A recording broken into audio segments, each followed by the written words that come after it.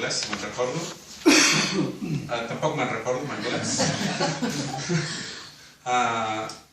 En català ve ser alguna cosa així com... Ah, no, sí, ja me'n recordo. Es diu We Can Live Without Cosmos.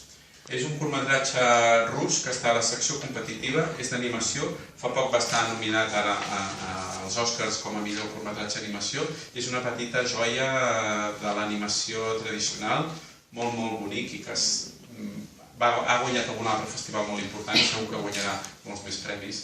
I a nivell català, potser podria destacar el curtmetratge L'Adiós, que és el que acaba de guanyar fa cosa d'un mes i mig, el Premi Gaudí al millor curtmetratge.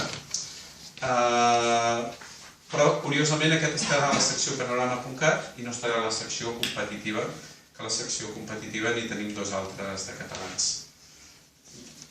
La veritat és que sí, tu has dit fama de mal dir i destacar-ne, perquè aquests 24 són 24 curtmetratges que a nosaltres ens agraden molt, però bé, per dir aquests que són una mica més rellevants.